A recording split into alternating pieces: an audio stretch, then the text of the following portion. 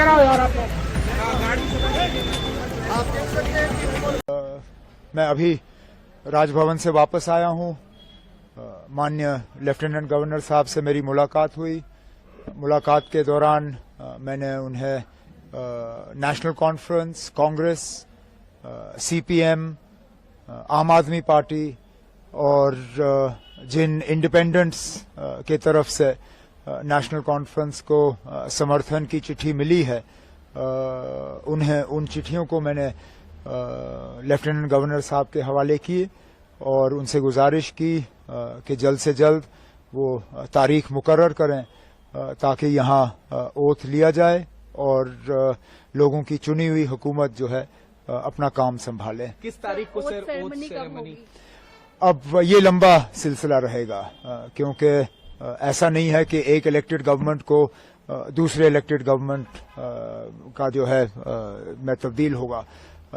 Central rule है, union territory है और गवर्नर साहब को एक अपने कागज तैयार करके पहले राष्ट्रपति भवन भेजने हैं।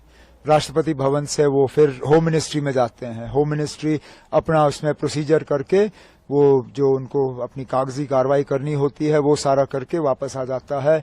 तो फिलहाल हमें ये कहा गया है कि इसमें 2-3 दिन तो लग ही जाएंगे। तो अगले हफ्ते ट्यूसडे वेंसडे से पहले मुझे उम्मीद नहीं है। उम्मीद की जा रही है कि अगर ये सारा जल्दी हो जाता है तो वेंसडे को हम ओथ सेरेमनी यहाँ कर लेंगे। ऐसा कयास लगाया जा रहा था कि इंडिया अलायंस के तमाम बड़े नेता इस ओथ सेरेमनी में मौजूद रह सकते हैं, तो किन अब आप अभी वो आप फारूक साहब से बात करिए। इंडिया ब्लॉक के लीडर वो हैं और इन्विटेशंस अगर जाएंगे तो उनके तरफ से जाएंगे। मुझे जिनको इनवाइट करना होगा वो अपने तरफ से मैं कल बैठ के उन्हें जो है दावत दूंगा। लेकिन फिलहाल तो अब ओथ की तैयारी हो रही है। सर, आज कांग्रेस लीडर्स भी मिलने आए थे, तो क्या कोई डिमांड्स या कुछ नहीं, उन्होंने अब डिस्कशंस तो हमारी रहती हैं। हम मिलके हुकूमत बना रहे हैं। उनका जो है लेटर ऑफ सपोर्ट हमें हासिल हुआ है और उन्होंने आज अपनी बैठक की। उनकी अपनी बैठक में उन्होंने अपने हाईकमांड को इजाजत दी कि वो सीएलपी का जो है फैसला करें, सीएलपी लीडर का फैसला करें।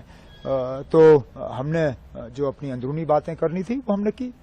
सर, काफी इंडिपेंडेंट कैंडिडेट्स भी अब ज्वाइन इन कर रहे हैं। एनसीएम ने देखा पिछले कुछ दिनों में, तो क्या स्पेकुलेशन है कि और जो बाकी हैं वो भी ज्वाइन करेंगे, ऐसा कुछ?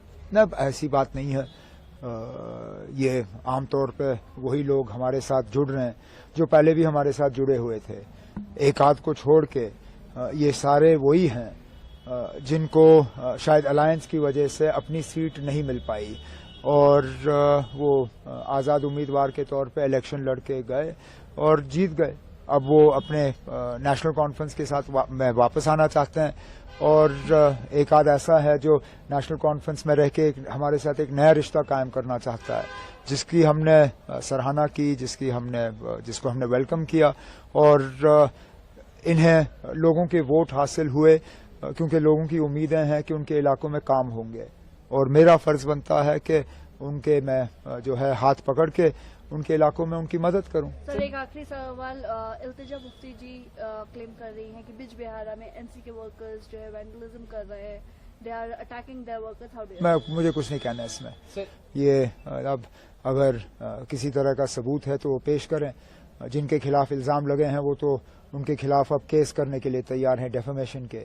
अब ये अदालत को फैसला करने दीजिए कौन सही है कौन गलत। सर, जम्मू डिवीजन के इग्नोरेंस का एक बड़ा आरोप लगा। कोई इग्नोरेंस नहीं है ना, कोई